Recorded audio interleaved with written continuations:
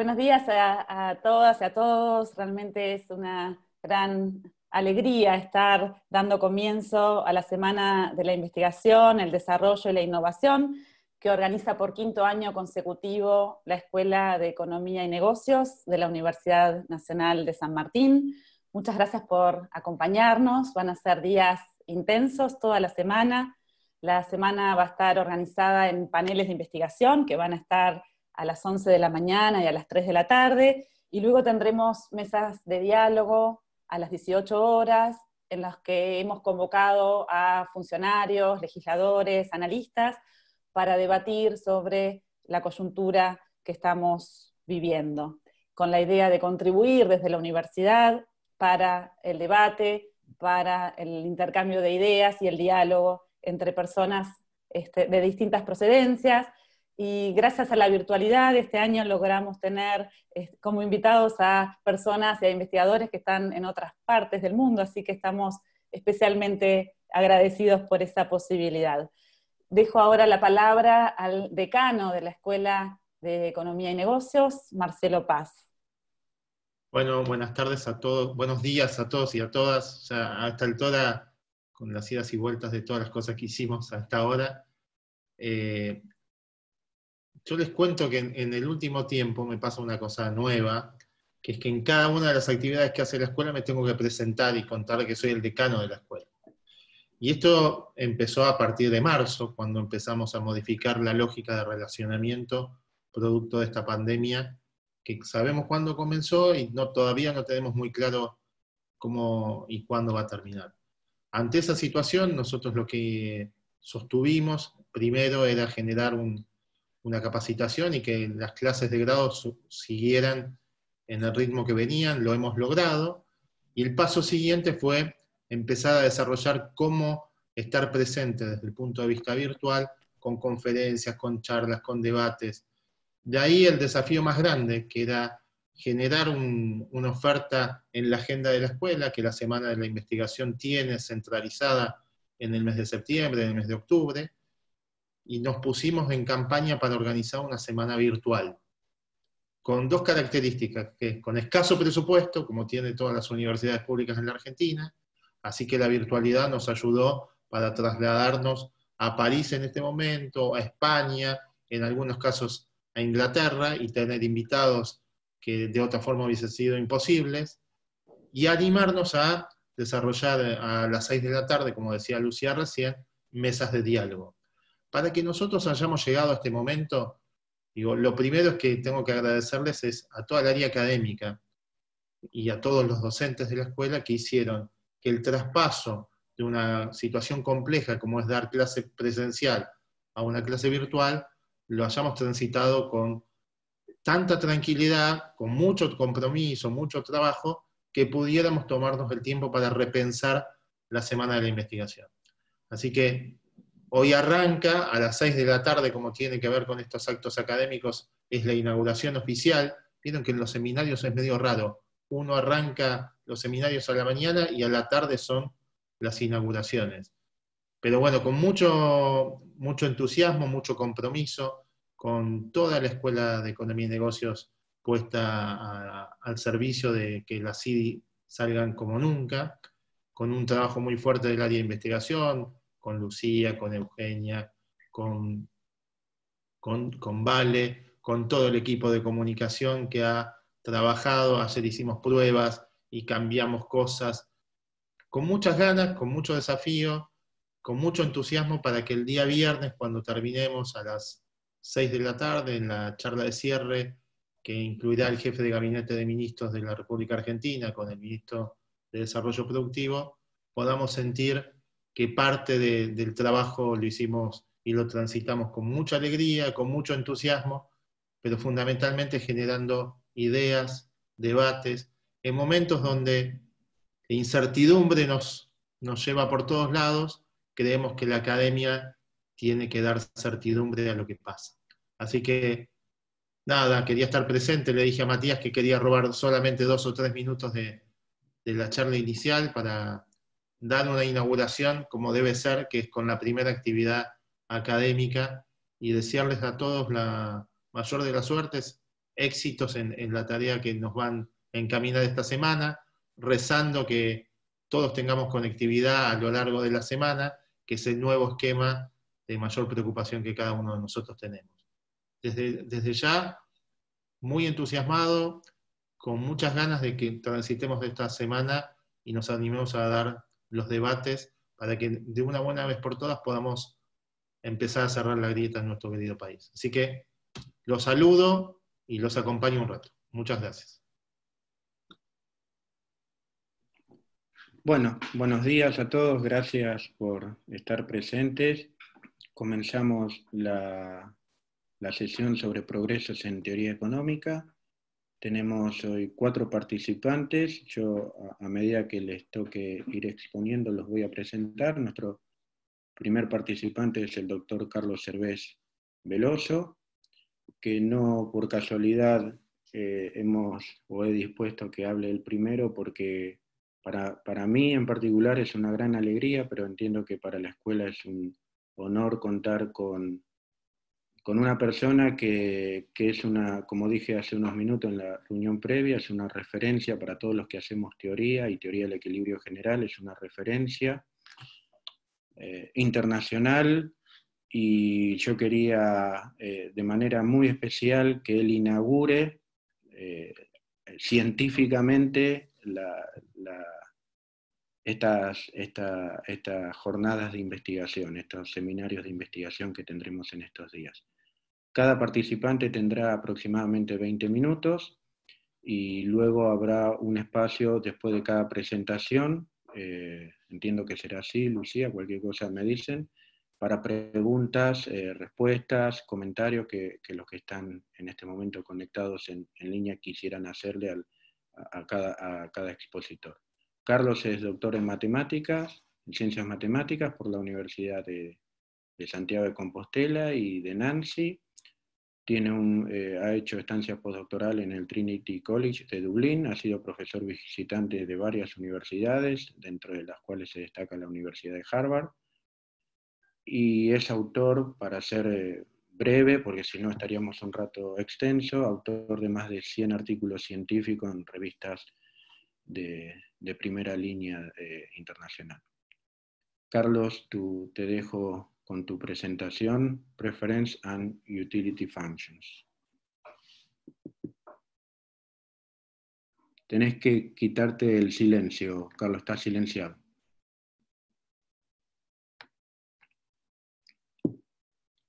Tenés el micrófono apagado. ¿Ahora? Ahora perfecto. Muy bien. Pues antes de nada, gracias Matías por tu presentación, gracias al decano por la oportunidad. Agradezco a la Universidad de San Martín la oportunidad de dar esta charla y que para mí es un placer estar con ustedes. Como ven, el título que he puesto en castellano, aunque el resto de la presentación será prácticamente todo en inglés, mi presentación va sobre relaciones de preferencia y funciones de utilidad. En un primer curso de teoría económica se nos enseña que los agentes se caracterizan por sus dotaciones y por su función de utilidad o sus preferencias. Las preferencias simplemente comparan cestas de consumo. Prefiero esto que aquello. Y se representan por una función de utilidad porque es conveniente para hacer modelos tener una función que diga numéricamente qué es más preferido, qué cesta es más preferida que la otra. Entonces, si yo prefiero la cesta A o la cesta B y tuviera una utilidad, la función f o u, utilidad, diría que u de A es mayor que u de B, cuando A es más preferido estrictamente que B, y diría que es mayor o igual si A es por lo menos tan bueno como B. Si uno tiene una función de utilidad, la preferencia que representa tiene que ser completa. Entonces, el problema que se plantea en teoría económica es cuando, dada una relación de preferencias, hay una función de utilidad que la representa. típicamente las relaciones de preferencia están definidas en lo que llamamos conjuntos de consumo. Yo tengo cestas que voy a consumir y tengo que decir cuál es más preferida. Bueno, hay desde prácticamente mediados del siglo pasado teoría que soporta cuando una relación de preferencias puede ser representada por una función de utilidad. Este trabajo, esta charla que les voy a presentar, es fruto de un trabajo que publiqué con un estudiante de doctorado que defenderá su tesis en breve, que ustedes tienen ahí, publicado en el Journal of Economic Science. Entonces, cualquier detalle de lo que voy a presentar seguro que lo pueden encontrar en esa publicación. No obstante, voy a empezar diciendo en qué voy a incidir en estos próximos minutos. Bien, vamos a ver. Tras las definiciones de lo que es una relación de preferencia y de lo que es una función de utilidad, los primeros ejemplos serían bastante obvios. Si yo tengo una función cualquiera definida en el conjunto de consumo en los números reales, esa función define una relación de preferencias. Claro, dados dos cestas de consumo, si U de A es mayor que U de B, pues es que A es más preferida que B, estrictamente.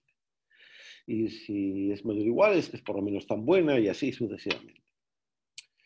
Entonces, por función de utilidad solo se puede representar preferencias que son completas, porque una función siempre dice, siempre compara dos puntos distintos. Dados A y B, pues f de A es mayor o igual que f de B o al contrario. Estamos interesados en preferencias que sean continuas. Es decir, que si una cesta cambia un poquito, la preferencia no puede cambiar mucho. Esta es la continuidad.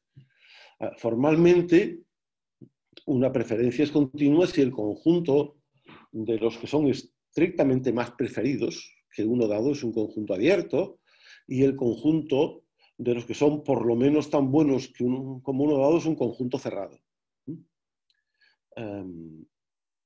Bueno, voy a hablar solo de preferencias continuas, aunque algunas de las cosas que voy a decir sirven para preferencias en general. El primer ejemplo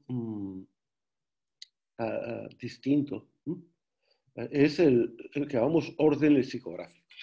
El orden lexicográfico, voy a ver si estoy cambiando el orden de la presentación, entonces voy a mostrarles el orden lexicográfico en una gráfica en donde se supone que solo hay dos bienes. Entonces, el punto A representa una cesta, el punto C de otra, y el conjunto de los puntos que son más preferidos que AB están sombreados en el dibujo. Como ven, ni el conjunto de los más preferidos que AB es abierto, ni el conjunto de los más preferidos o indiferentes es cerrado.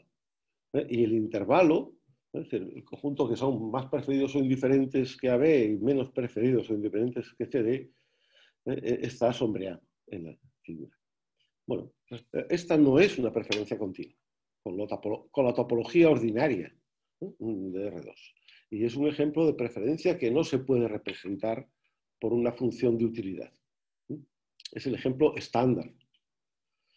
Bueno, para hablar de resultados más positivos, como decía, que son de mediados del siglo pasado, los resultados clásicos se deben a un matemático, Eilenberg, del 41, y al premio Nobel de Economía, Gerard Debré, de 1952. Eilenberg, esencialmente, probó que si el espacio de consumo es un espacio conexo y separable, y la relación de preferencias es continua, entonces siempre tiene una función de utilidad continua que la representa. El resultado de Debré elimina la conexión, pero refuerza la separabilidad.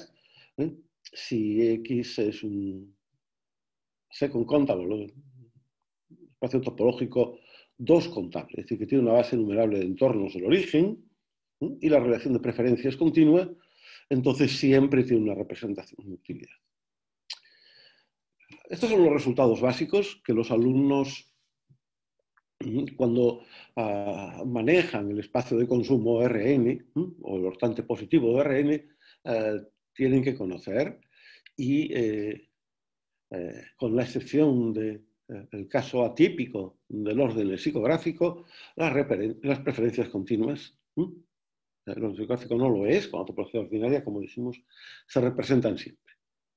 Bien, el problema que interesa es que, claro, espacios de consumo más sofisticados que surgen porque las mercancías se caracterizan, aparte por sus preferencias físicas, que es determinado bien o determinado servicio, también cuenta cuándo se hacen disponibles o cuándo se ponen a disposición, y también cuenta el lugar donde se hacen disponibles o se ponen a disposición. Por lo tanto, si uno tiene que tratar con problemas, por ejemplo, de recursos naturales, renovables o no renovables, las fechas cuentan. La cantidad de gas disponible en determinado yacimiento no es lo mismo hoy que mañana, ni siquiera es lo mismo en una fecha o en una hora determinada que en otra. Y el precio de una acción o de una opción o de un bono puede cambiar día a día e incluso minuto a minuto. Por lo tanto, el espacio de mercancías que soporta este tipo de bienes y servicios, es decir, el espacio donde hacemos el análisis económico, puede ser un espacio de emisión infinita. Y esos espacios de emisión infinita no siempre son separables. El ejemplo típico, fácil, podría ser el infinito de las sucesiones acotadas, con la norma del máximo, del supremo, o el ejemplo de las funciones esencialmente acotadas, definidas en un intervalo de tiempo, y eso dependerá de que nuestro espacio de mercancías, nuestro problema tenga que ver con tiempo continuo o tiempo discreto, en donde, si estamos hablando de tiempo discreto, la coordenada L-dimensional, n, pues es lo que ocurre en la fecha n.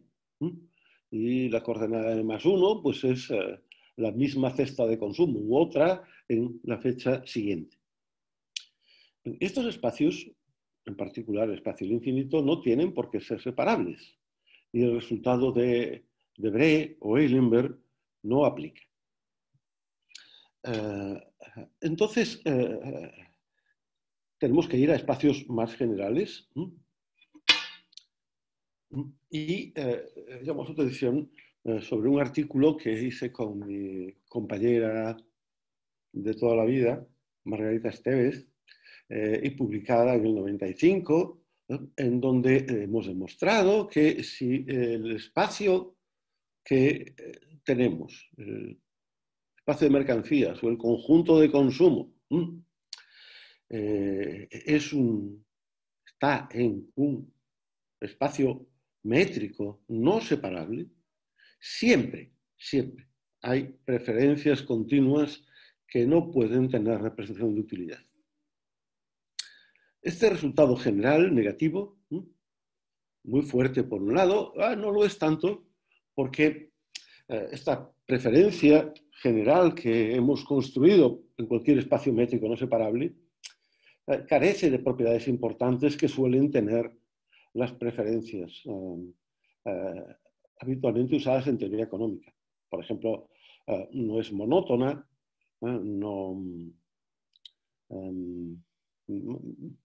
es es una preferencia general, pero no demasiado interesante.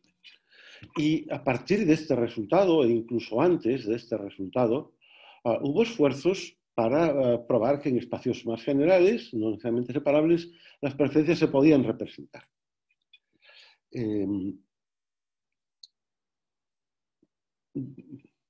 No me voy a parar en los detalles porque no tenemos tiempo para eso, pero les voy a explicar a través del ejemplo académico que puede explicarse en un primer curso de cómo se representa una preferencia. Les voy a explicar cómo se puede progresar para ver que en general las preferencias se pueden representar por funciones de utilidad en muchos casos. Miren, el ejemplo de clase es este que está en la figura. Supongo, Matías, confírmame que se ve bien. El ejemplo es también perfecto. Dos bienes, es decir, por tanto, el espacio de mercancías es R2, el conjunto de consumo es bastante positivo, y las rayas curvas son las curvas de indiferencia. Es decir, I de X representa todos los puntos que son indiferentes al punto X. Imagínense que X está en cualquier parte de esta última línea, donde pone I de X. Todos los de la línea curva, estas son los puntos indiferentes. Bien, entonces uno hace lo siguiente. Traza la diagonal. La diagonal es una recta y por lo tanto un conjunto convexo o conexo y separable. Y el punto de X, que está en la intersección de la línea y X con la diagonal D, es el punto de la diagonal que es indiferente al punto X, a cualquiera de los puntos X de la curva. Entonces, usando la continuidad de las preferencias, es decir, que el conjunto de los más preferidos o indiferentes, los que están encima de la curva, y el conjunto de los que son menos preferidos o indiferentes son cerrados, la conexión nos dice que tiene que haber un punto en la diagonal que es indiferente. Es decir, la existencia de ese punto D, que se ve muy claro en la gráfica, en general, en un espacio cualquiera, si hubiera esa diagonal, pues siempre existiría un punto en la diagonal indiferente. ¿Bien? Entonces, uno definiría la utilidad de X como la distancia de la diagonal al origen. Y es fácil probar que esa distancia de la diagonal al origen es una función de utilidad que representa la preferencia. Bien. Claro, esto vale, como ven, en R2 y usando dos propiedades. Una la dije, la continuidad, otra no. Y es que la que no dije es que se supone que los puntos que están más lejos del origen son más preferidos. Una especie de monotonía. Muy bien. Pues lo que hemos hecho unos colegas y yo hace ya muchos años, creo que está en el 89, y ahora procuraré llegar a esa página. Vamos a ver.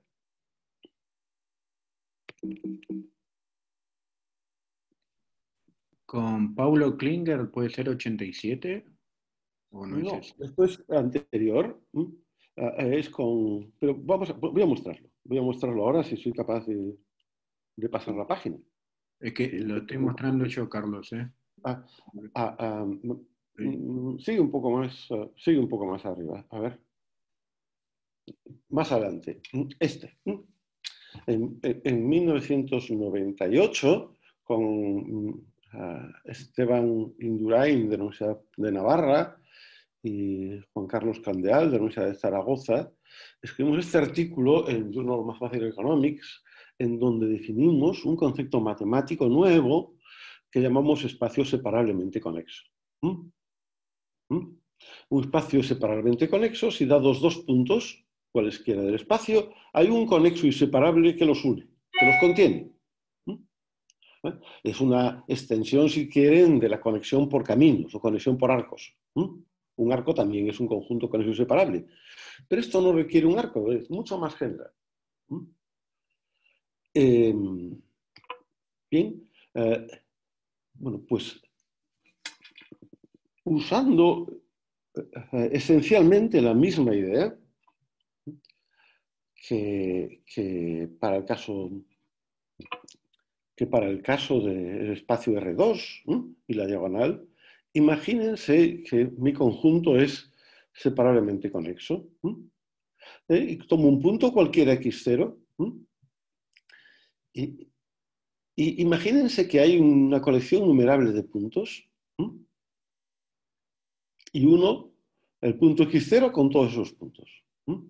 Ese conjunto S es un conjunto conexo y separable. Porque la línea I que une el punto x0 con el q5 pues es un conjunto conexo y separable. La unión de conjuntos coneseparables es un conjunto, la unión contable de conjuntos coneseparables es un conjunto conexo y separable, y por tanto ese conjunto S va a hacer el papel de la diagonal. ¿Y cómo? Bueno, pues voy a requerir una propiedad que es la acotación numerable.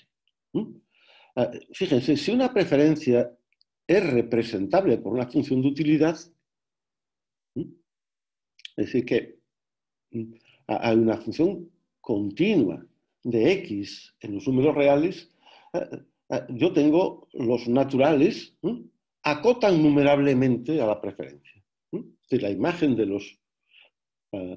imagen inversa de los naturales, o de los números racionales, en el dominio de esa función de utilidad, acota a la preferencia. Es decir, dado un punto, una cesta, siempre hay otra más preferida. Y puede ser un conjunto contable. Imagínense que esos Qs son un conjunto contable.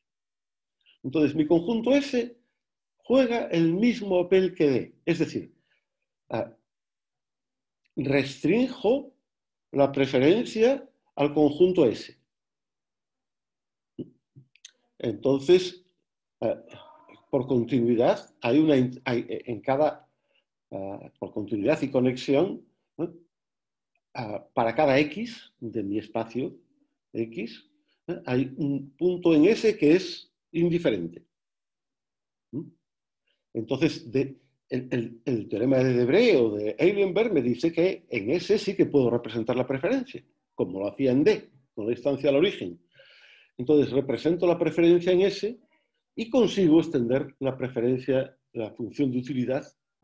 En S tiene una función de utilidad, consigo extender la función de utilidad a todo el espacio. Bueno, ese resultado es muy contundente porque, claro, si estoy en un espacio vectorial topológico, normalmente un cono positivo, pues siempre es separablemente conexo porque es convexo. Entonces todas las relaciones de preferencia se representan. Bueno, esta es la primera parte y ya termino porque en la segunda parte de la charla, que requeriría unos minutos más, se refiere al caso en que las preferencias sean estrictamente monótonas y tengamos muchos bienes, un continuo de bienes. Esa segunda parte, si tengo un continuo de bienes, es decir, que si las mercancías, continuo de bienes y servicios, si las mercancías están caracterizadas por el tiempo, pues claro, es un conjunto muy grande, porque para cada t de tiempo tengo una mercancía distinta. Si la mercancía A en el instante de tiempo t es distinta en el tiempo t', tengo muchísimas mercancías, un continuo de mercancías. En teoría económica es frecuente suponer que las preferencias son estrictamente monótonas, que más es mejor. Bueno, la segunda parte de la charla, y está contenida en el artículo que ustedes pueden ver, y no voy a invertir más tiempo en los detalles, prueba los siguientes resultados.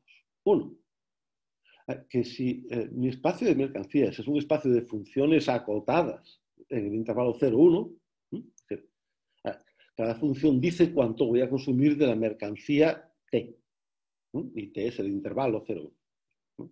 Cada instante de tiempo tengo un solo bien, pero las mercancías son un continuo porque cada instante da una mercancía distinta. Bien. Si supongo que son estrictamente monótonas, ¿no? ¿Puedo? Pues sí, hay preferencias, siempre hay preferencias estrictamente monótonas en el espacio de las funciones acotadas sobre cero. Otro más general. Siempre. Resultado primero. Resultado segundo. Ninguna de ellas, ninguna preferencia estrictamente monótona en el espacio de funciones acotadas en 0,1 es continua. Es decir, no hay preferencias estrictamente monótonas y continuas. Y más aún, continua o no, ninguna preferencia estrictamente monótona en un cono positivo, por ejemplo, de las funciones acotadas en el 0,1, puede tener una representación de utilidad, ni continua ni no continua. Estos resultados negativos no aplican, por ejemplo, al espacio de las funciones integrables, ni al espacio de las funciones continuas, afortunadamente. Pero sí al espacio de las funciones acotadas. Y no aplican porque en esos espacios no hay preferencias puramente, estrictamente monótonas. Es decir, si hablo de las funciones continuas, para que sea más claro, si una función, si yo consumir más de un bien es mejor, imagínense que tengo un consumo y cojo otro consumo que es consumir más de un solo bien. Esa función no es continua. ¿Se diferencia en un punto? Pues no, no es continua. Ni es integrable. Y termina el artículo enseñando un ejemplo muy razonable de funciones sumables en el 0,1 y en particular acotadas, en el que tampoco aplica, porque tampoco aplican esos resultados negativos, y es porque en ese caso, cuando un bien es, cuando una cesta es distinta de otra, solo lo es en un conjunto numerable de puntos. No cumple la condición que hemos puesto para estos resultados negativos. Bueno, y con esto creo que casi me paso de los 20 minutos y les ruego me disculpen, pero me había preparado una cosa un poco más larga. Estoy a su disposición para cualquier tipo de preguntas y mi charla debería terminar dándoles las gracias. Muchas gracias. Gracias a vos, Carlos. Bueno, preguntarle si alguien tiene alguna pregunta, algún comentario, antes de pasar a nuestro segundo expositor. Entiendo que es un tema muy técnico, sí, pero bueno, la sesión es técnica, ¿no? Toda la sesión de teoría económica es bastante técnica. Sí, lamento que no haya podido tener tiempo para demostrar ninguna de estas cosas y comprendo que es técnica, pero insistí en hacer esta presentación porque creo que son resultados básicos que pueden ser útiles a los estudiantes incluso de grado, pero sobre todo de maestría y posgrado. Sí, así es. Hay varios alumnos de microeconomía, así que después le vamos a tomar un examen sobre lo que acabas de exponer. Entonces, vamos con nuestro segundo expositora en este caso, Federica, de la Universidad de Lyon de Saint-Étienne. Ella va a estar hablando de una caracterización axiomática del voto aprobatorio sin supuestos sobre las papeletas. Entiendo que una traducción aquí argentina serían las boletas de voto. Es un trabajo sobre teoría económica de la votación, o teoría de la votación. Adelante, Federica. Muchas gracias, Matías. ¿Me pueden escuchar? Perfecto. Ok. Y muchas gracias también a los organizadores para permitirme presenciar a estas jornadas. Como lo dijo Matías, voy a presentar hoy un artículo que he coescrito con mi colega Stefan González, siempre de la Universidad de Lyon y Saint-Étienne, y que trata en términos generales de la teoría de la elección social.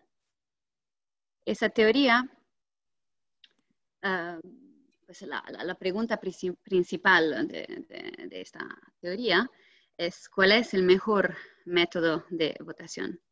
Claramente es una pregunta compleja en muchos aspectos y no voy a contestar ese tipo de complejidad hoy, pero pues espero poder hacer unas observaciones metodológicas que nos aprenden algo nuevo. Tradicionalmente en esta literatura se contesta este tipo de pregunta utilizando el método axiomático. Es decir, vamos a formalizar matemáticamente unos principios normativos y comparamos las reglas de votación en términos de los principios que satisfacen. La mayoría de las caracterizaciones axiomáticas que existen de los métodos de votación comparten una metodología común. En primer lugar, se supone que la información sobre las opiniones de los electores toma una forma específica. Estoy hablando aquí con información de las papeletas, entonces de las boletas de voto. O sea, el conjunto de las opiniones que son consideradas como admisibles en un escrutinio.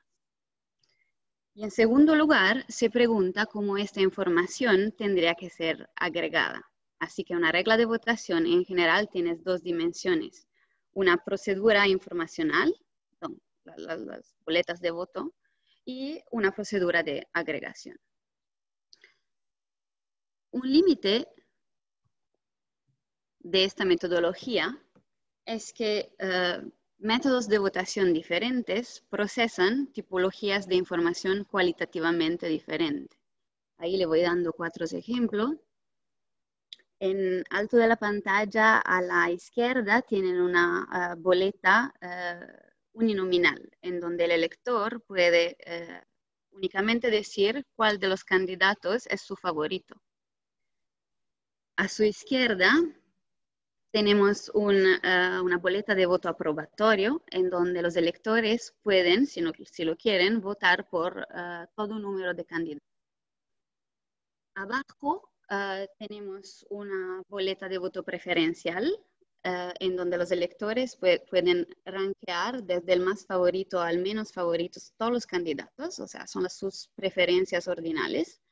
Y finalmente, la última boleta a la izquierda es una boleta de evaluación, en la que cada elector exprime una evaluación de cada candidato en términos asignando un número en un rango predeterminado, que es su nota. Entonces, en esta cuarta boleta, si quieren, no solamente se puede ver la preferencia ordinal, sino también la intensidad de preferencia. Ok, ¿había una pregunta? No, nada. Ok. Bueno, entonces, existen muchas tipologías de información diferente. Y el problema de la metodología clásica, digamos, bueno, un límite, es que si se fija esta tipología desde el principio del análisis, no se pueden comparar en general sistemas de votación que procesan información diferente. Porque simplemente son objetos matemáticos diferentes y la información, la tipología específica de información en general tiene una estructura que es utilizada en análisis axiomática y que rinde claramente difícil la comparación de sistemas cualitativamente diferentes. Además, a menudo los mismos principios normativos, los mismos axiomas, llegan a caracterizar reglas claramente diferentes cuando aplicados en ambientes de información distintos, sobre boletas distintas. Un segundo límite es el siguiente: el contenido normativo de la información, de la hipótesis de la información de la que se dispone, no puede ser analizado, porque los supuestos informacionales, o sea, la información se supone exógena al análisis. A ver. Perdón. ¿Qué proponemos nosotros que hacemos en este artículo? Bueno, primero proponemos de aplicar la metodología axiomática en un marco analítico un poquito más abstracto, un poquito más general, en la que no se hacen supuestos sobre la tipología de información contenida en las papeletas. Y en segundo lugar, logramos establecer una caracterización axiomática del método de votación aprobatorio, que es un método de votación en el que los electores pueden expresan cuáles de los candidatos apoyan para el cargo, es decir, pueden votar por el número que quieren de los candidatos, y el candidato que recibe el mayor número de votos aprobatorios gana la elección. Bueno, para presentar la definición de esta regla de votación formalmente necesito introducir el marco. Los ingredientes son los siguientes. Tenemos un conjunto de candidatos, un conjunto de boletas, notado X. Ese conjunto no tiene supuesto, bueno, tiene un supuesto que tiene que ser no vacío y nada más, es arbitrario. Tenemos además un universo de electores que es identificado con el conjunto de los números naturales, o sea, el universo es infinito, pero consideramos que un electorado es un conjunto finito del universo de los electores. Así podemos definir un perfil de votos, que es simplemente una colección de boletas, una para cada votante, y podemos definir de forma abstracta una regla de votación como una función que asocia a todo perfil de votos un subconjunto de los candidatos interpretados como los ganadores de la elección. A ver, aquí la diferencia importante es que en general ese conjunto X de papeletas, por analizar, por ejemplo, el voto por aprobación, tiene una forma específica, o sea, coincide, por ejemplo, en el caso de las boletas de aprobación, con el conjunto potencia del conjunto de los candidatos, o sea, con todos los subconjuntos del conjunto de los candidatos. Cuando en nuestro análisis ese conjunto es arbitrario, porque el objetivo es utilizar la análisis axiomática para derivar dos cosas. La función de agregación de la información, pero también la información misma. En este marco podemos también definir entonces las reglas de votación en general y en particular la regla que nos interesa hoy, que es el voto aprobatorio. Como pueden ver, por definir el voto aprobatorio necesitamos tener una colección de funciones que llamamos las funciones de interpretación, notada phi, que traduce cada boleta individual abstracta en una boleta de aprobación hipotética y que después escoge como ganador de la elección el candidato que obtiene la mayor cantidad de estos votos aprobatorios hipotéticos. Esta función de interpretación es un elemento original y nuevo y de traducción, en efecto, de una boleta abstracta a una boleta con unas propiedades específicas. Cambiando la definición de la función de interpretación y de la función de agregación F, se puede definir en este marco de análisis todo tipo de regla de votación que se utilizan en la literatura.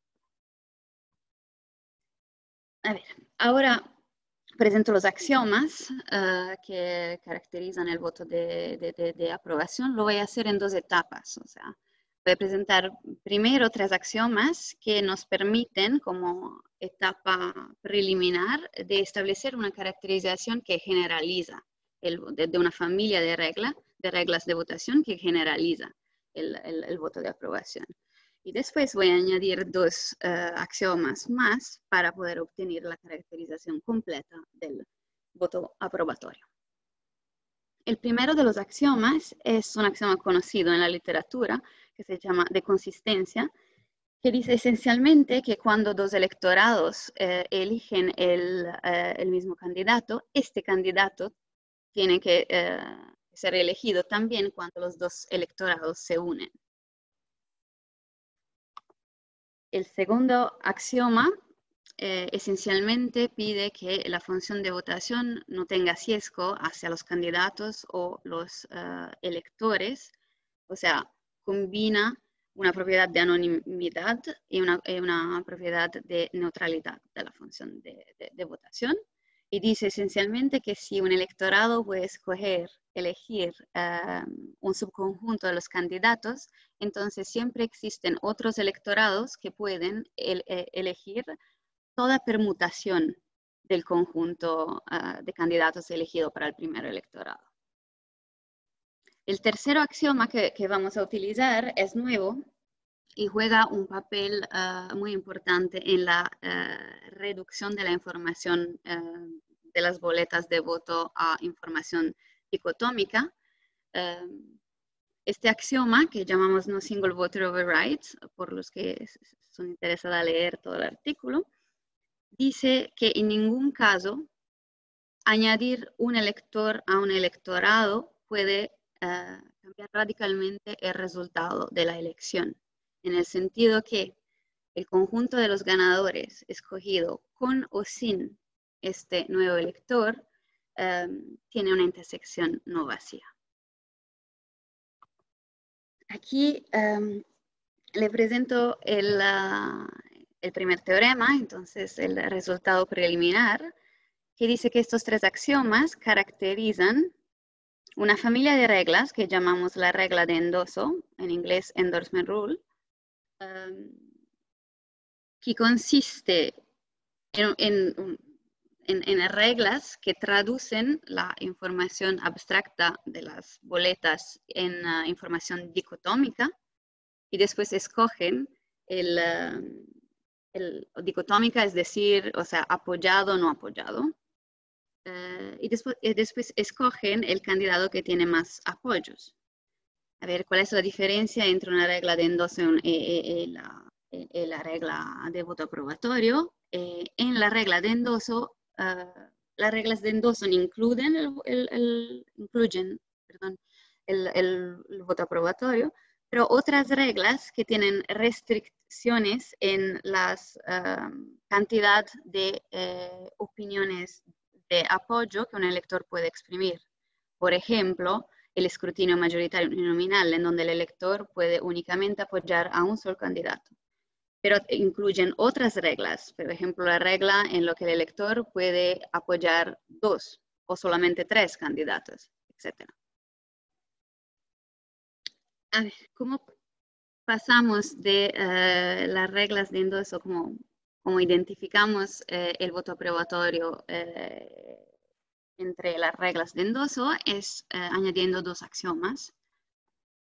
El primero dice que esencialmente las boletas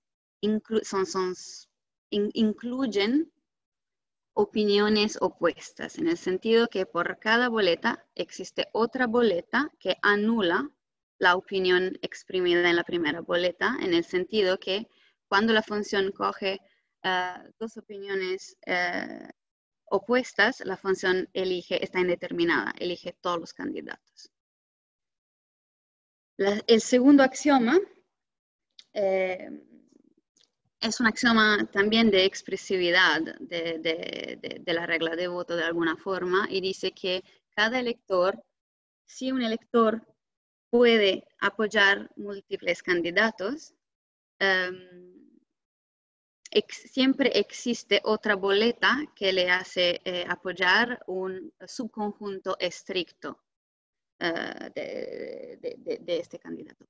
O sea, en términos, en grandes rasgos, se dice que cuando la función no está la opinión personal no está determinada, no es por falta de capacidad expresiva de las boletas de voto. Añadiendo estos dos axiomas a los primeros tres, caracterizamos el voto aprobatorio. Es decir, que estos 5 axiomas son necesarios y suficientes para derivar no solamente la función de agregación de voto aprobatorio, sino también su base informacional. Derivamos la calidad dicotómica de las boletas de voto.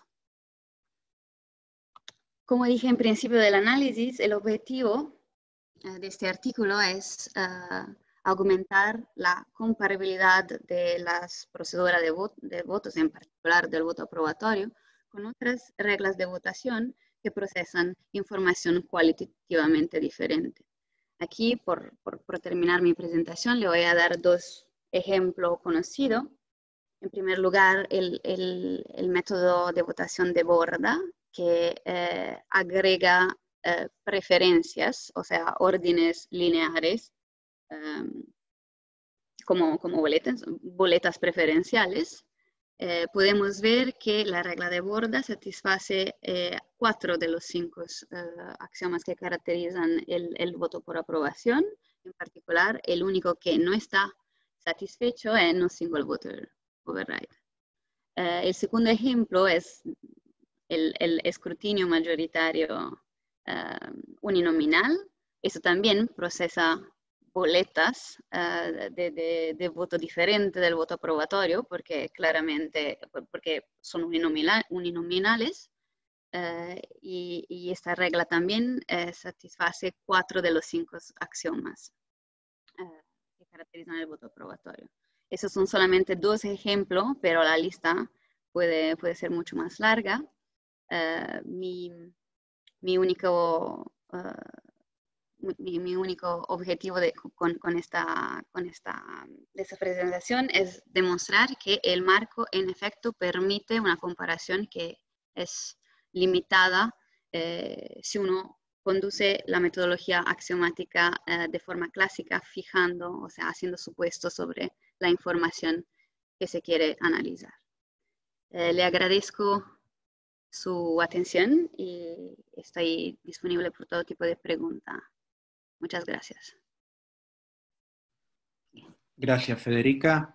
Vamos a hacer una cosa, vamos a hacer las 4 presentaciones y el objetivo es 12:20 y 25 finalizar y luego dejar abierto unos 5 minutos si alguien quiere hacer alguna pregunta específica. Así que pueden ir anotando aquellos que tienen alguna pregunta para hacer a alguno de los expositores y en los 5 minutos finales podemos hablar. Bueno, el siguiente trabajo es un trabajo que estamos haciendo conjuntamente con Sebastián Sea. Sebastián es profesor de la Pontificia Universidad Católica de Valparaíso y él va a ser el encargado de presentar nuestra investigación. Adelante, Sebastián. Hola Matías, muchas gracias. Supongo que me escuchan, ¿no? Lo que no estoy seguro es si me están viendo la presentación. No se ve. Ya. Ahora sí. ¿No? Ya, perfecto. Bueno, entonces, esta presentación es sobre un trabajo, como decía Matías, en conjunto, que bueno, tiene un título ahí que está todavía en revisión, porque bueno, el trabajo también está en revisión. Y acá yo creo que vamos a presentar un primer cambio de los resultados gracias a unos súper buenos comentarios de pares evaluadores. Entonces, para fijar ideas, así rápidamente, quiero ponerles en su cabeza un poco este diagrama, ¿no? Vamos a hablar de un modelo y después voy a entrar, dado lo corto del tiempo, en algunos detallitos muy chiquititos, pero pensando en que tenemos un modelo y que tenemos parámetros del modelo y resultados del modelo, quiero primero establecer alguna relación entre los parámetros y sus resultados. ¿Ok? Eso inicialmente para fijarle un poco el marco conceptual y ahora hablarles un poco de la motivación que tenemos en el trabajo. Entonces nosotros como motivación del trabajo citábamos una frase de un autor bastante reconocido que es Andreu Mascolell, que habla sobre si existen economías o bueno, modelos, ¿cierto?, con ciertos parámetros que tengan un conjunto finito de equilibrios en nuestro lenguaje o de resultados en el lenguaje que les puse anteriormente. Entonces, inicialmente uno puede hablar de que efectivamente es así, y de hecho una buena parte de la literatura sobre estabilidad de equilibrio ha trabajado justamente sobre este tema de la finitud del conjunto de soluciones, que eso permite definir un concepto de estabilidad local del equilibrio, ¿cierto?, al aislar los puntos de solución del equilibrio. Entonces, Mascolell se hace como una pregunta más de fondo y dice, bueno, ¿es esto lo que realmente necesitamos para efectos empíricos o de cálculo? Entonces dice, bueno, realmente lo que necesitamos es un concepto que él llama de esencialidad y viene de que en verdad lo que importa no es solo si para cada parametrización de nuestro modelo los resultados, la cantidad de resultados son finitas, sino que a perturbaciones suficientemente acotadas de nuestro espacio de parámetros de nuestro modelo, los resultados del modelo no cambian mucho, ¿ya? Entonces eso quiero reflejarlo en la diapositiva siguiente, que es este contraste entre el concepto de estabilidad clásico en equilibrio general, que sería el concepto de regularidad del equilibrio, que a cada conjunto de parámetros o a cada parámetro de nuestro modelo le asigna un conjunto de soluciones, ¿ya? Y un conjunto finito de soluciones, ¿ya? Entonces, al ser finito, bueno, cada uno de estas soluciones del modelo efectivamente no tiene otras soluciones suficientemente cerca, ¿no? Entonces, si nosotros estamos estimando nuestro modelo, eventualmente estimaciones van a ser relativamente, o debieran ser relativamente cercanas. Y el concepto sobre el que nosotros vamos a trabajar, que es el concepto de estabilidad esencial, trabaja sobre algo que tiene una perspectiva ligeramente distinta, ¿no? Y es, fijamos un entorno de error alrededor de nuestra parametrización del modelo, y es porque nosotros sabemos que empíricamente no podemos determinar con precisión exacta el parámetro del modelo, y la pregunta que nos tenemos que hacer es cuán cerca llegamos a calcular o nuestro modelo a predecir vecindades o resultados del modelo que son cercanas a el resultado verdadero o teórico del modelo. ¿Ya? Sobre esto es que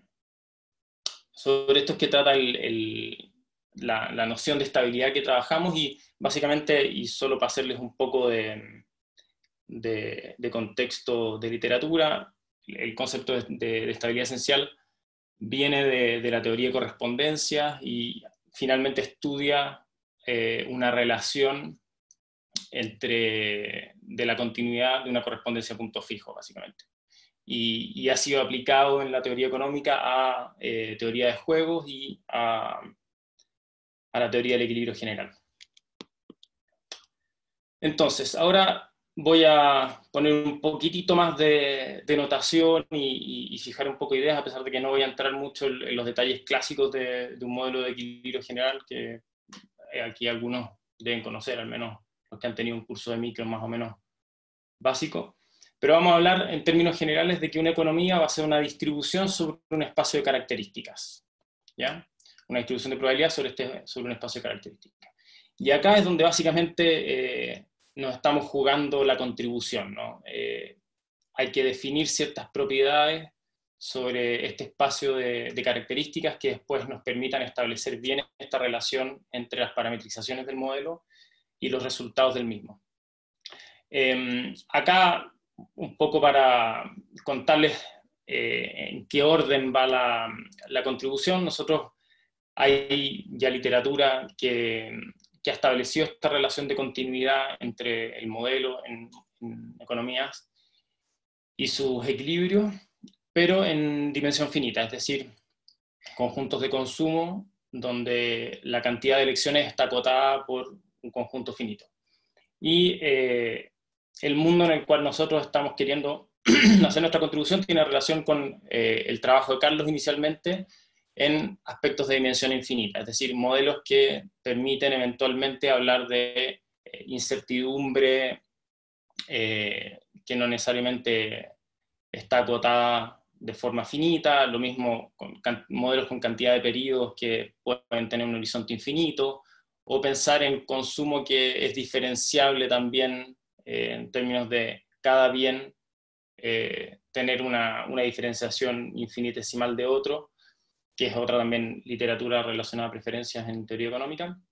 Y nosotros en este mundo tomamos como referencia un conjunto de consumo que es un espacio de Banach ordenado, y sobre eso construimos lo que en la notación clásica es el conjunto de consumo, que va a ser un subconjunto del hortante positivo de este Banach ordenado. Y nuestras preferencias, que es lo que denotamos acá, transitivas y reflexivas, van a ser también subconjuntos de estos espacios, ¿ya?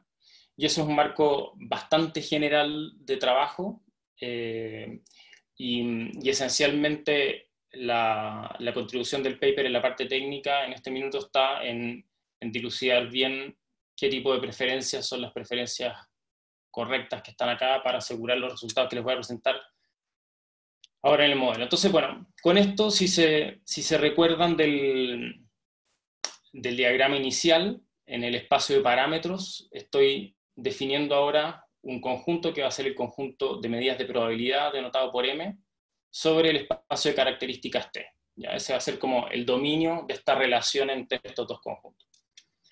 Y bueno, cada parametrización va a reflejar específicamente una parametrización de una economía, es decir, una distribución sobre las preferencias de los individuos en esa economía y sobre sus dotaciones, ¿ya? Preferencias y dotaciones. Vamos a tener una distribución de, en el fondo pueden ser proporciones, qué sé yo, de agentes que tienen ciertas preferencias y tienen cierta riqueza, y así un conjunto que también va a ser infinito de individuos. Y por eso representamos una función de distribución. Entonces, ¿qué vamos a tomar nosotros como noción de equilibrio? Bueno, la noción clásica de equilibrio competitivo, y bueno, en particular de equilibrio general, ¿cierto? Entonces, esto en la literatura de continuos agentes se representa por una también distribución de probabilidad, y si se fijan ahora, la distribución de probabilidad es sobre un espacio extendido al espacio de características, y esto lo que está queriendo decir es que además de ser una distribución sobre el espacio de características, que básicamente lo que estoy queriendo decir acá es que hay una concordancia entre el equilibrio y la economía relacionada, es decir, el modelo de parametrizado original al cual le estamos buscando una solución, y el espacio F de asignaciones, que nos va a dar asignaciones de la riqueza de la economía a cada uno de los individuos de esta economía.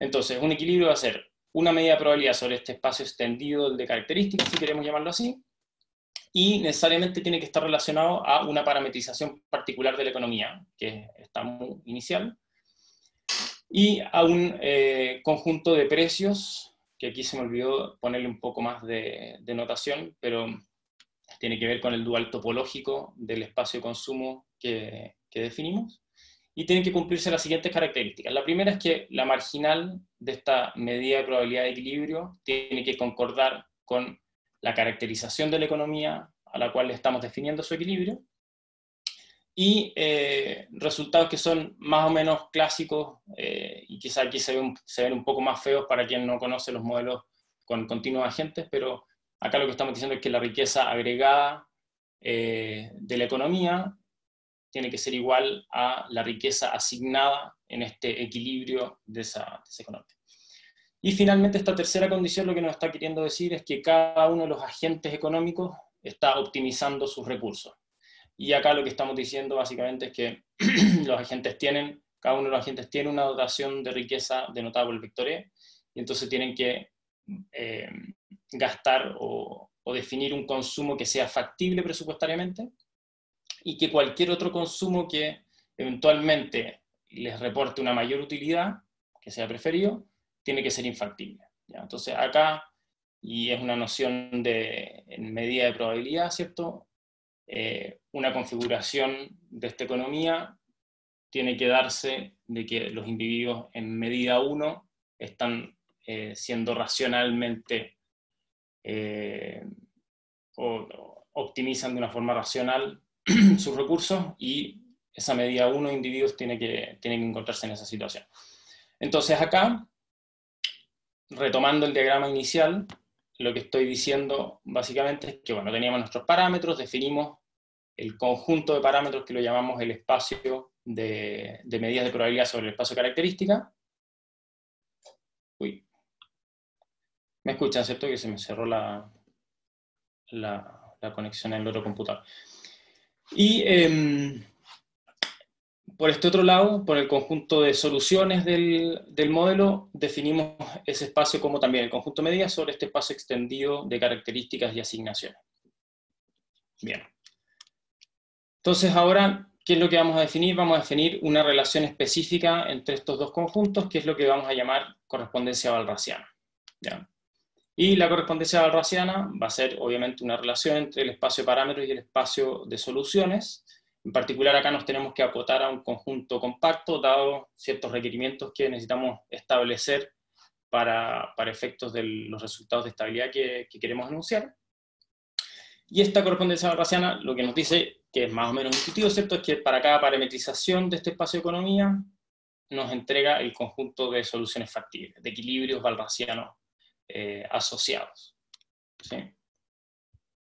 Entonces, el concepto de estabilidad esencial, que lo voy a definir más adelante, tiene que ver con la continuidad de esta correspondencia, de esta relación entre parámetros y soluciones.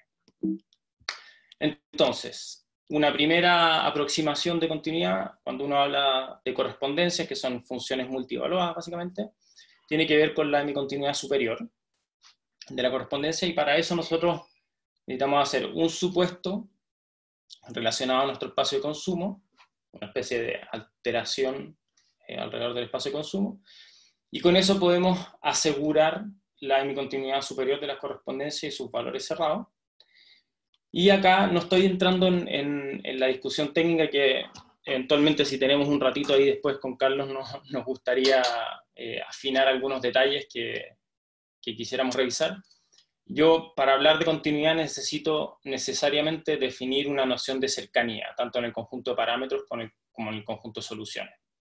¿Ya? Y esa noción de cercanía, aquí no estoy entrando en los detalles, pero nosotros tomamos la métrica de Prosvorov en estos espacios de probabilidades, y para que la métrica de Prosvorov sea la noción de cercanía, es decir, en el espacio de parámetros sea la noción de decir cuán diferente es una economía de otra, o cuán distinto es una asignación de equilibrio de otro, eso requiere ciertas condiciones sobre el espacio de características, que es este espacio que está acá, de los individuos, que finalmente radica en asegurar ciertas condiciones sobre el espacio de preferencia. ¿Ya? Y básicamente lo que estamos haciendo acá, si se fijan, es hacer supuestos sobre el conjunto de consumo, que nos acota, en cierto sentido, la forma que tiene el espacio de preferencia. Entonces, bueno, el teorema 1 nos va a decir que si aseguramos parametrizaciones de economías, es decir, conjuntos de economías que tienen equilibrio, y es un problema que nosotros no abordamos en el trabajo, sino que tomamos resultados de la literatura que nos aseguran que existe equilibrio en ciertas familias de economías que están en este mundo. Entonces nosotros podemos asegurar la hemicontinuidad superior de la correspondencia, y eso es un primer paso, porque necesitamos asegurar también la hemicontinuidad inferior de la correspondencia, con lo cual podemos establecer la continuidad de la correspondencia. Para la hemicontinuidad inferior de la correspondencia ocupamos un resultado de Ford del año 51, reescrito en una forma moderna, entre comillas, por Carbonell y Nicolau el 2010, donde básicamente requiere que esta relación entre parámetros y equilibrios sea hemicontinua superior y valorada compacta. Si se fijan, por eso acá nosotros trabajamos sobre un contradominio compacto, de tal forma que el dominio sea un espacio métrico, y con eso podemos asegurar que esta relación entre parámetros y economía sea hemicontinua inferior a todo punto dentro de un denso residual. ¿Ya? Entonces, nosotros con este lema lo que hacemos es tratar de asegurar que se cumplen las condiciones para poder usar este lema, que es básicamente el teorema 2 de Ford, y con eso aseguramos en este corolario que la correspondencia sobre un denso residual, denso residual E' es hemicontinuo inferior, ¿no? Y ahora juntamos tanto el teorema 1, el corolario 1, con el corolario 2, y podemos asegurar que la correspondencia es continua en este dominio. ¿Ya? Y ya con esto prácticamente voy cerrando y creo que estoy casi bien en el tiempo. Matías, perdón. Estás en la frontera, digo, ya casi terminando. Sí. Y con esto la interpretación que tiene la continuidad de la correspondencia es lo que el mismo Ford define como estabilidad esencial. ¿Ya? Entonces nosotros vamos a hablar de que un equilibrio tau va a ser esencial, relativo, ¿cierto?, a un conjunto de parametrizaciones de la economía, si es que existe un épsilon y un delta que nos acotan, como yo les decía en ese diagrama inicial, tanto una vecindad de las soluciones del modelo como una vecindad de los parámetros del modelo. ¿Ya?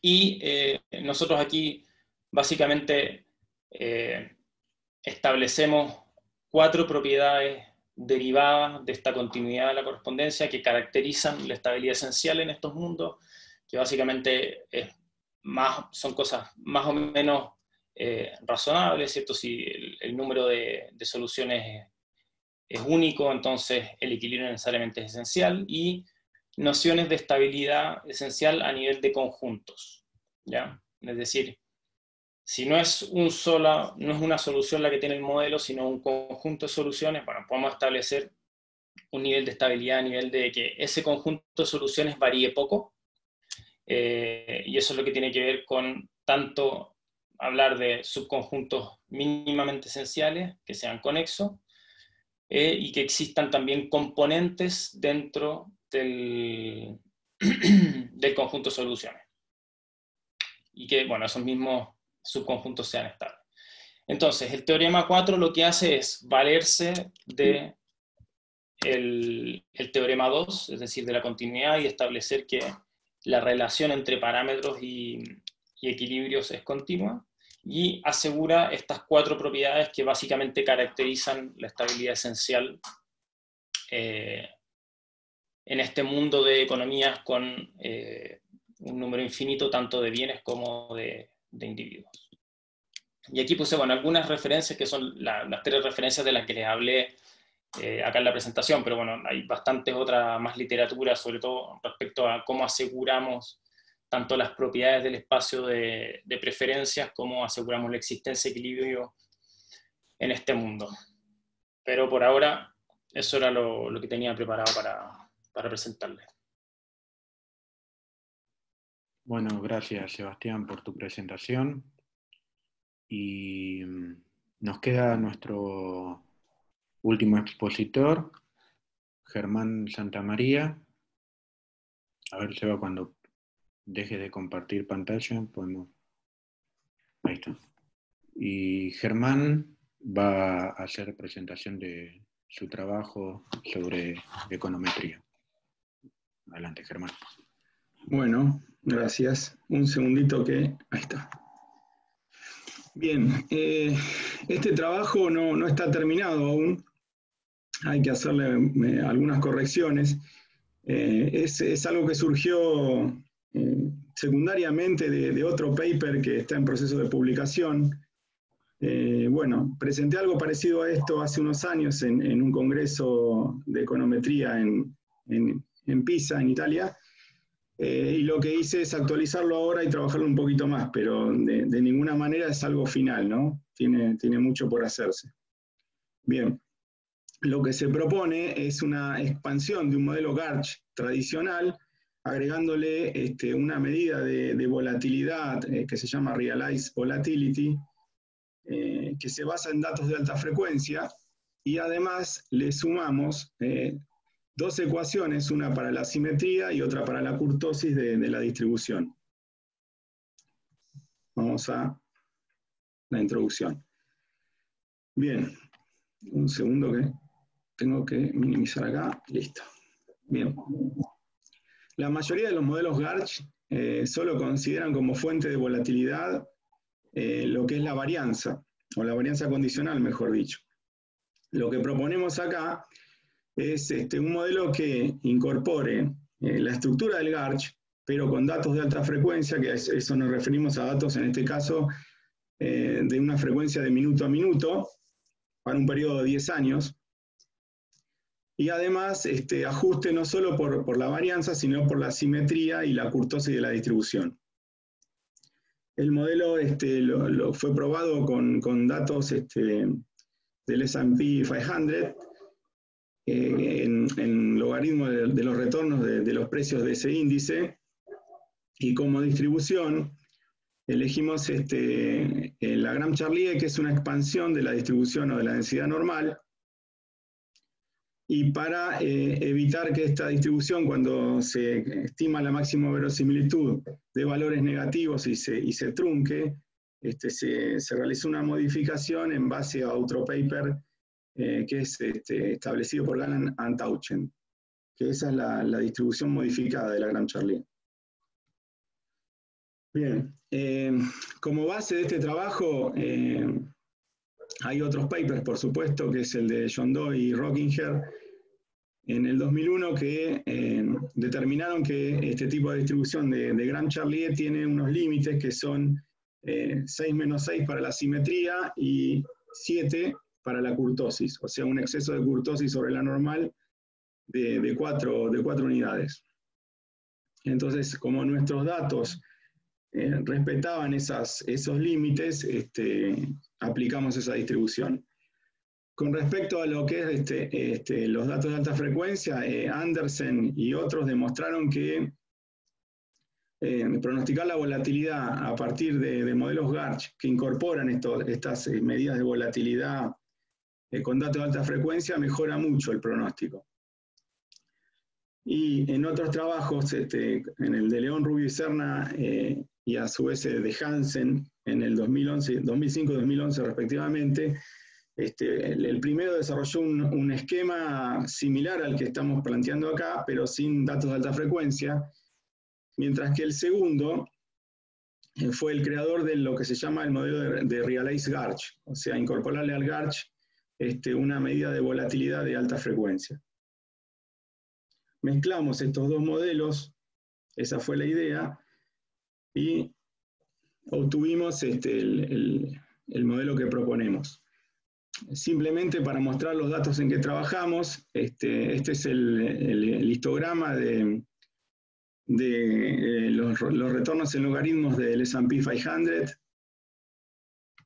y este es el plot de los cuantiles, en donde se puede observar que la distribución no es normal, dado que hay varios puntos azules que se van de la recta roja.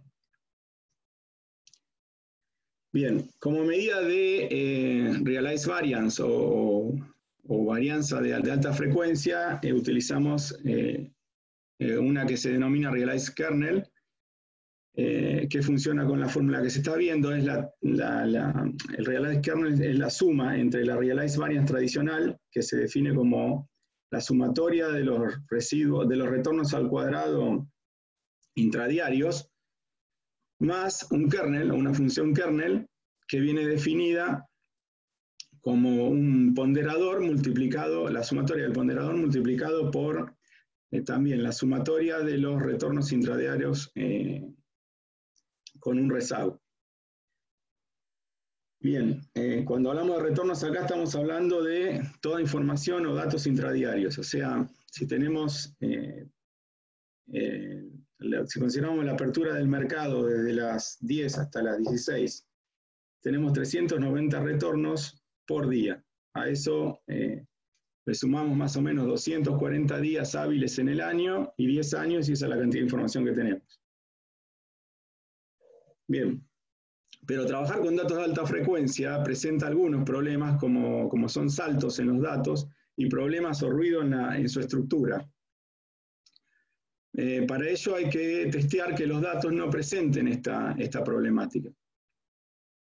Para testear por saltos utilizamos el test propuesto por Aitzahlia, y para el tema de estructura de ruido en los datos usamos otro test que es de Barnard, Nielsen y Shepard.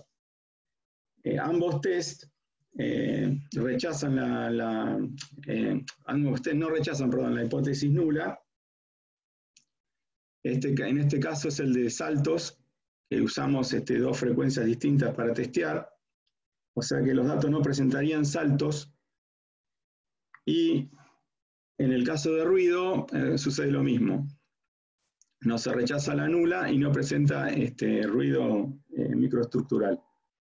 A partir de acá se pueden trabajar los datos de alta frecuencia, si no hay que corregirlos. Y el modelo básicamente tiene una ecuación de la media, que son los retornos, que dependen de una media más un error. El error viene dado por una parte que está definida por la varianza condicional, y a su vez eta t son los residuos estandarizados. Estos eta t, que son los que vamos a modelar, que tienen que ver con lo que estamos planteando, siguen una distribución de Gram-Charlier, pero como es modificada por Galland-Antauchen, nosotros le pusimos GT ahí, en el cuarto punto. Con media 0, varianza 1, y asimetría y kurtosis variables en el tiempo. Bueno, suponemos que tenemos un índice de precios o una cantidad de precios determinada, y los retornos tanto diarios como intradiarios los estimamos con las dos fórmulas tradicionales que vemos abajo. A ver ahí. Ahí está.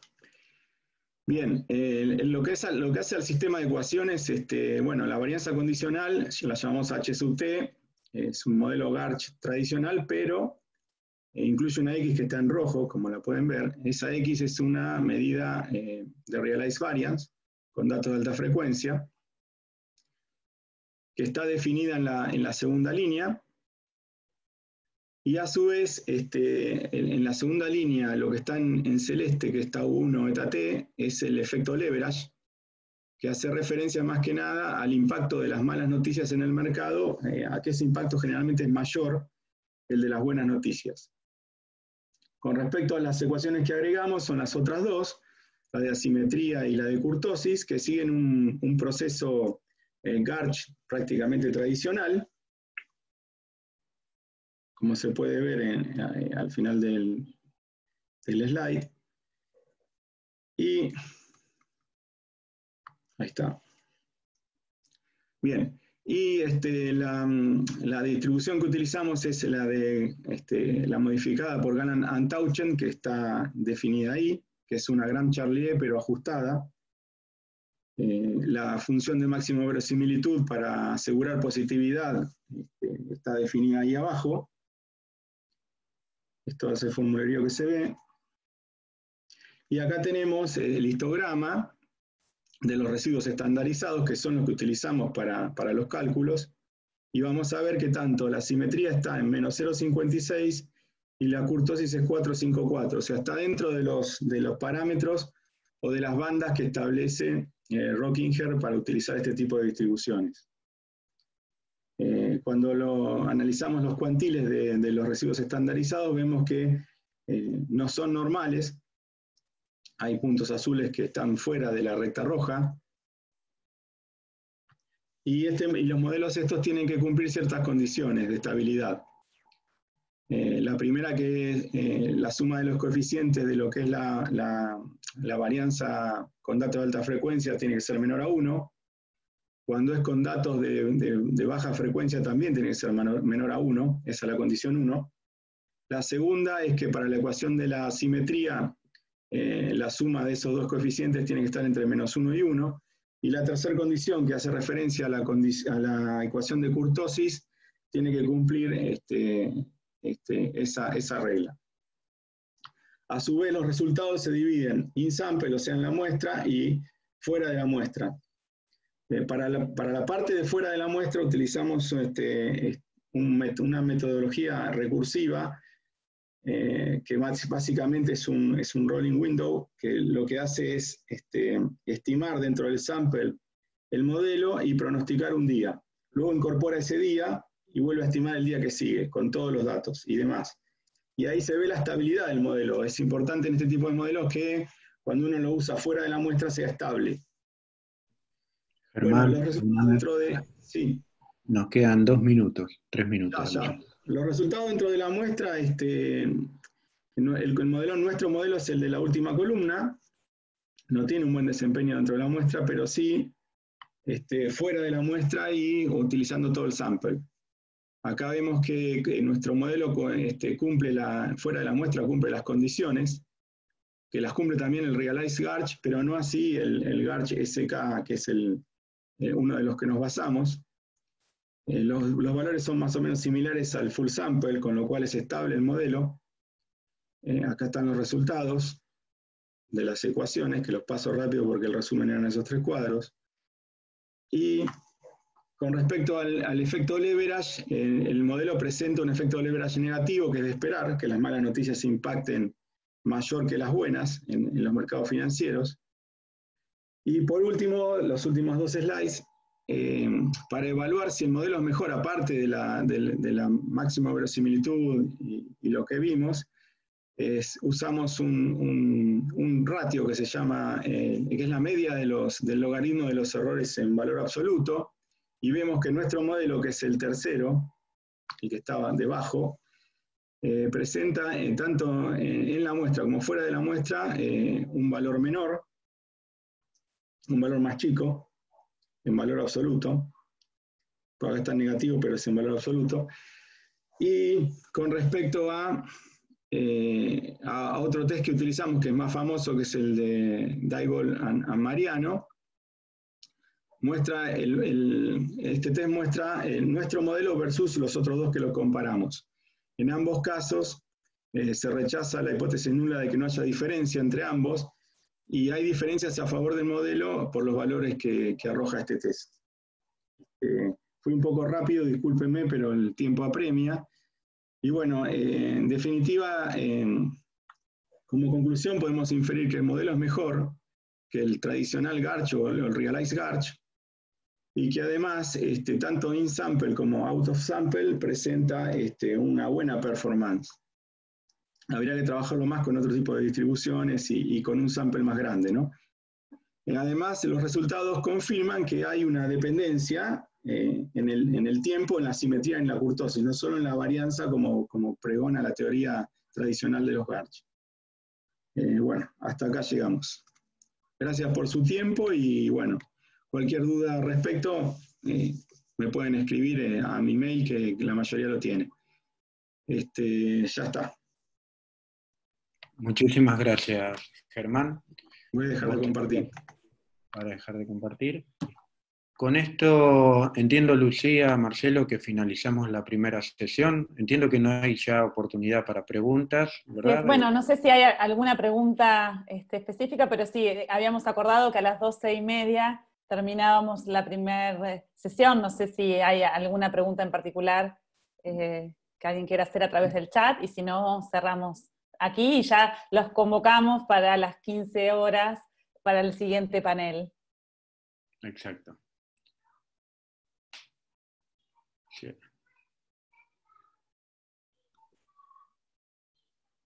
Bueno, no entonces entiendo que no.